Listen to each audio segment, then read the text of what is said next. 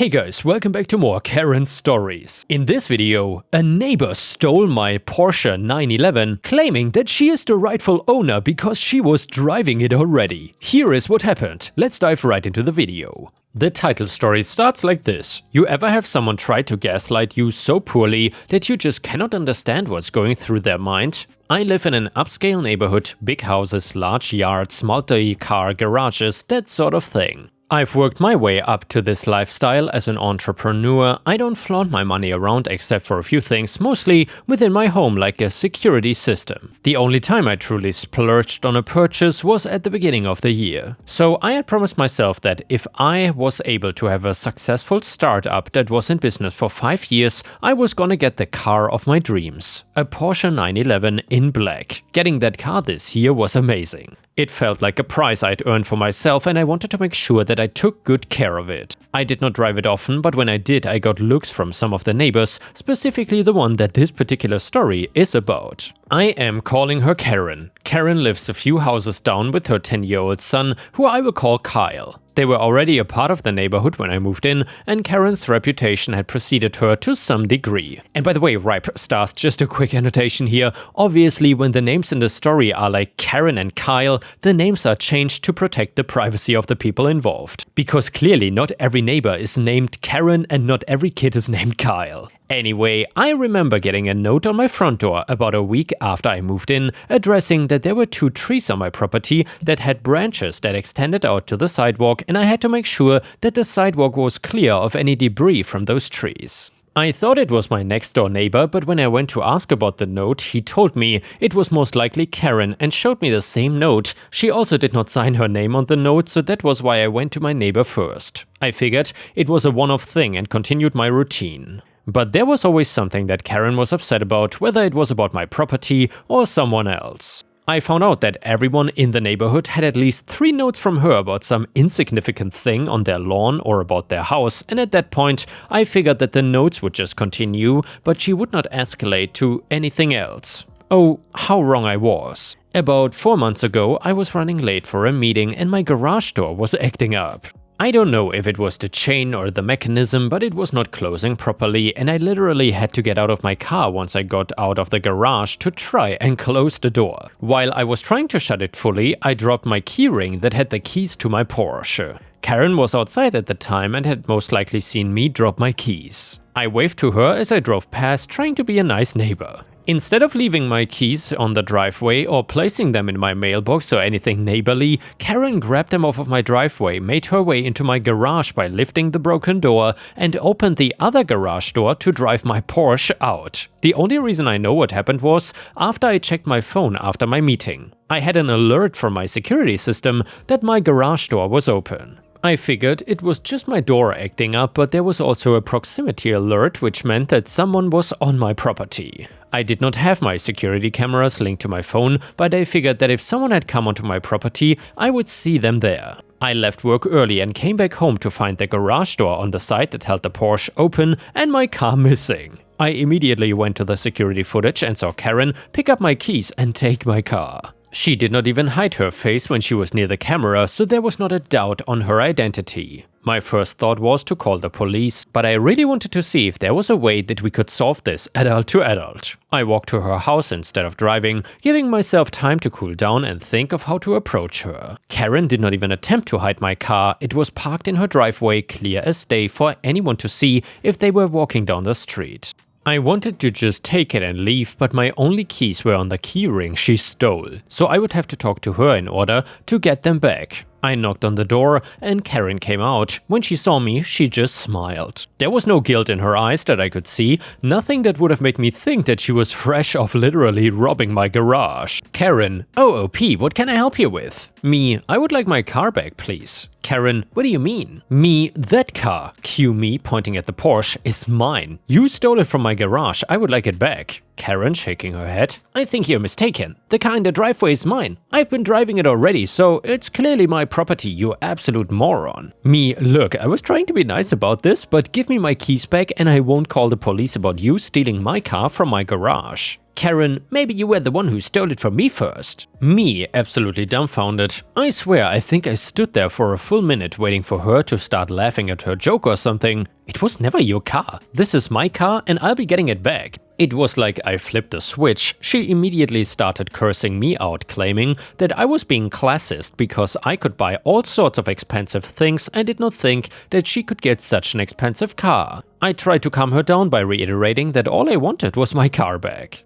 She then heads back into the house and brings out her kid to tell me the truth. Kyle said that the car was his mom's and I was just being mean if I was trying to take it away from her. I knew I could not reason with her further, especially when she had gotten her own kid to believe her lies. So I turned around, took out my phone and called the police. And I waited at the end of her driveway as she kept going on about how she was gonna sue me and how sorry I was going to be once the police showed up. The officers arrived and talked to me first, and I told them that Karen had taken my car and was now claiming it was hers. I showed the cops the security footage I uploaded to my phone and the alerts I had gotten when she took the car. They told me to stay by the driveway and approached Karen. They asked her the same questions they did me, but she was getting agitated, claiming the cops were not treating her like a victim and that the car was actually hers. When asked for any proof of the car's insurance, maintenance, or even the title, she said that she had the paperwork somewhere, but it would take her some time to find. However, I was able to pull up my insurance through my phone to show to the officers, and that seemed to do it for Karen. She screamed about how I was ruining her life, flaunting all of my money around like I didn't care about anyone else. Kyle ran back into the house. I feel so bad that the kid has someone like that for a mom,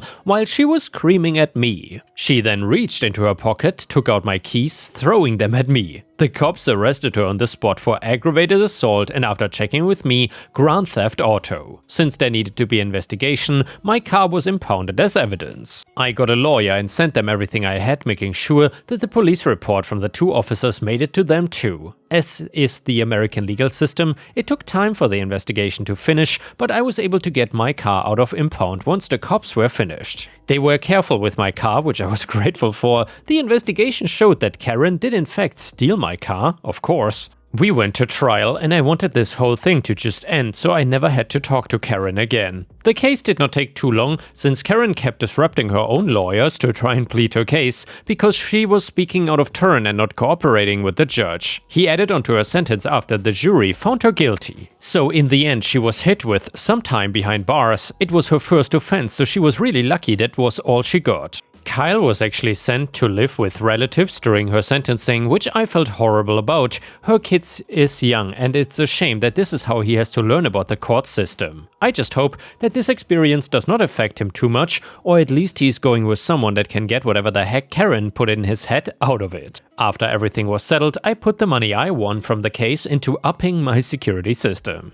I was able to get the garage doors fixed and got a company that would actually call me if there was an intruder on my property when I'm not at home. I also got a lockbox for my Porsche's keys. This way, I did not have to carry them on a separate keyring and would always know where they could be found. I still drive my Porsche from time to time. If I'm feeling petty, I will drive by the prison hoping that Karen can see me enjoying myself. And the next one is titled Neighbors Called the Cops on Me. So I moved into this house in 2017. It's a nice neighborhood and everyone is usually friendly, except for an elderly couple directly across from me. They have called the cops on everyone for everything. They've even had numerous screaming matches with other neighbors over their rage issues. One occasion was kids playing in a public street in front of our houses. And by the way guys, if you have watched until here, please don't forget to subscribe to the channel to not miss any of my daily uploads. So since moving in, I have been cordial, offered them food when I grill outside, take their packages I get by mistake and say good morning and wave at them.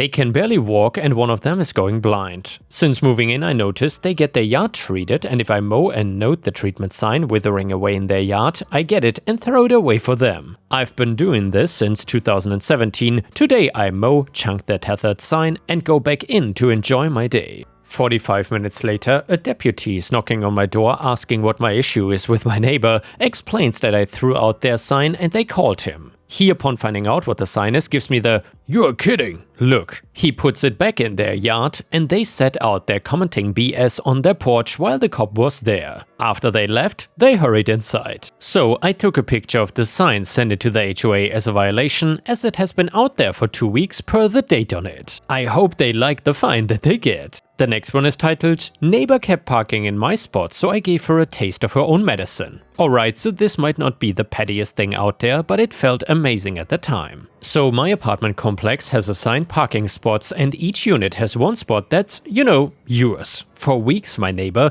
started parking in my spot after work. At first I let it slide, figured she just got confused or whatever. But when it kept happening, I left a polite note asking her to please use her own spot. The next day I come home and yep, her car is there again. She crumpled my note and left it under her wiper like she was proud of ignoring it. So I decided I would just use her spot instead. Every day without fail, I parked right in her designated spot. It took 2 days before she started leaving notes on my car asking me to stop. I kept switching spots with her until she finally knocked on my door to confront me. I just acted clueless and told her, "Oh, I thought we were doing a swap since you were using mine." She sputtered out some excuse, but she finally stopped. And now, every time I pull into my spot and see her car not there, it's a tiny little win. And the next one is an XXL mega story that you don't want to miss, and it is titled, Today I effed up by not apologizing to our farmer neighbors and likely ruining my parents' retirement home.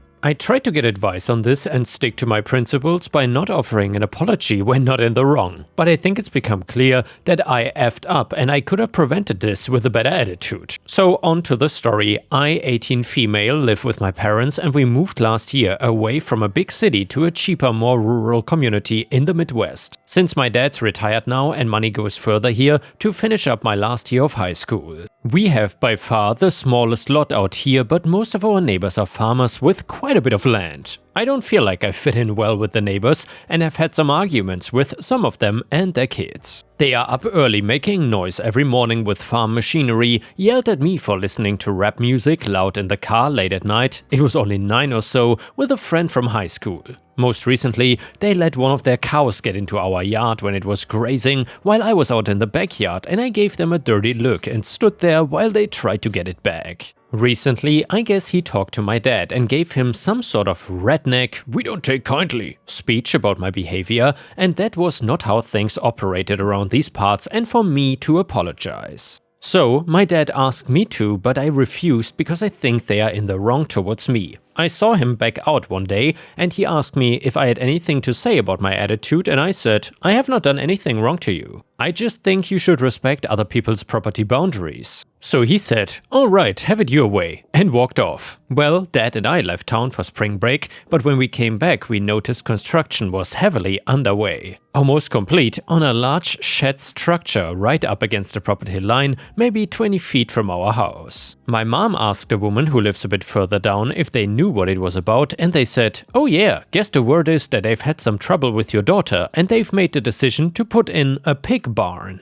My parents freaked out, asking around, and heard that this was a known tactic to drive out unwanted neighbors, and very effectively so. My dad called the city and asked about odor and nuisance laws and what can be done, but was told the area is zoned agriculturally and that it was more of an honor system thing, that farmers wouldn't do that without more land, but technically he was allowed to have up to 200 pigs on the property. And by the way, Ripe Stars, I gotta say, I really like this story because this kind of shows the different perspective from all the revenge farmer stories we have read. Very interesting to say the least. So he asked the neighbor if he would reconsider, but he said that the order of pigs is already scheduled and his mind was made up. Now my dad is furious with me and frantic about what to do. At first I told him to just ignore it and let them do what they're gonna do, but from the people I've talked to online they are saying that's probably not going to be a possibility for us. I thought he was overreacting at first, but now I'm facing the prospect that I really did crash the value of their property for good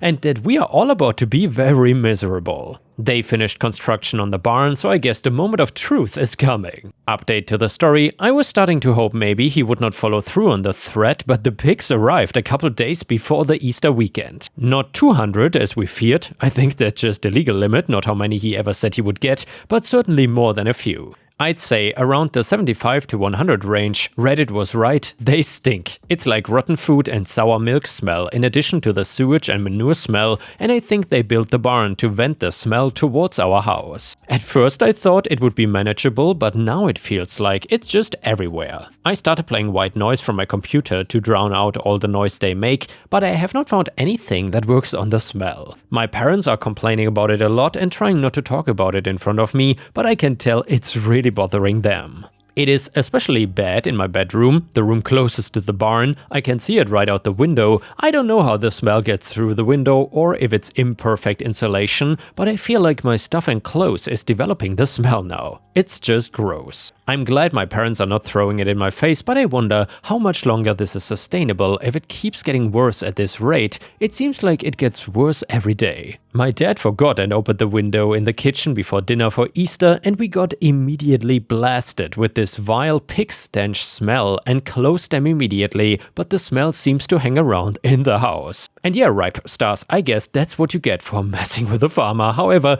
I'm curious what you think about this story. Who is in the wrong here? Who is the a-hole? Let me know in the comments. And now let's move on to the next story. It starts like this. So I love being a farmer, but I will admit that there are a couple of negative sides to things. For one, it means that I never really got to see much of the world outside my small town due to the constant work. I never really saw that as a bad thing until a few years ago when I got a cancer diagnosis. I was lucky that it was early and I did not even need to get chemo or anything too aggressive and serious. It did make me realize though that my entire life was stuck on the farm and I wanted to make some changes. I spent some money I'd been saving up to buy a big RV so that I could go with my family on some adventures. I had plenty of help around the farm so that it would be able to survive without me a couple of times a year. I also could just park the RV right on the farm, which too was a bonus. Plus my kids loved it and before we even went anywhere always wanted to go inside and pretend like they were camping out in it. I honestly wish I was writing a story about a cool vacation, but it actually has to do with the HOA that invaded our neighborhood a while back and how me getting the RV seemed to have set them off. It would not be the first time that they were annoyed at me either. Every couple of years they felt like making sure I did not forget about them and how much they hated me. According to them, I was always breaking one rule or another, and before you wonder, I don't know if I was actually breaking any, since I was not a member of the HOA and did not know or care about what they had in the rules. Fights in the past had to do with animals, fences and other boring things you can imagine. For this though, they were interested in using the RV as a fighting point and this time taking things way too far. When the president noticed that I had the RV parked on my farm, it did not take long before she accidentally ran into me to talk. Like who knew I would be in my own yard, right? What am I, like a farmer or something? HOA person. Are you holding that for a friend or something? Me holding what? HOA, that huge ugly monstrosity. She pointed at the RV. Well, I bought it actually, it's all mine. I was happy already just at the knowledge that she was upset with it.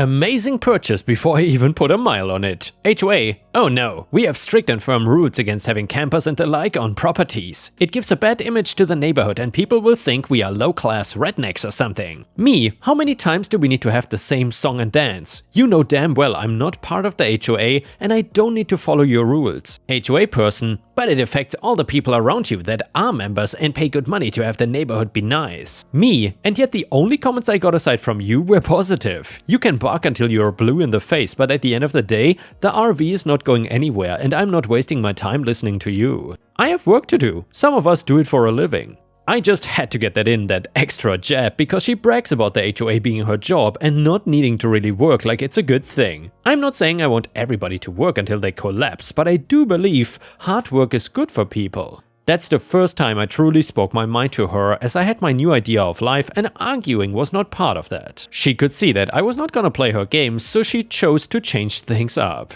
I woke up to the RV gone and a note in my mailbox that it has been towed for being in violation of the HOA guidelines. She wanted to get a rise out of me and while I was mad, I was not gonna give it to her. I stayed calm instead and called the number on the letter to get it back. It turned out to be a junkyard and they had been informed if it broken down and having a gas leak or something. I can't remember the exact reasoning they gave, but basically whatever she told them caused them to scrap it. Yes, they crushed and destroyed a brand new RV that did not even get a chance to be used. I was a little mad at them, but knew that I should be focusing my energy on the right person, and that was the HOA. I took her to court for towing and destroying my RV and stood there telling the truth. That I was not an HOA member and it was not illegal for me to own the RV and park it on my property where it wasn't doing any damages. Of course, she had a huge argument about how it was destroying the neighborhood and blah blah, plus the lies about it having a gas leak and being a danger to everybody because it could explode. When asked for any evidence that showed a new RV being in that bad shape, she had nothing. She assumed the court would take her word just like the towing company did.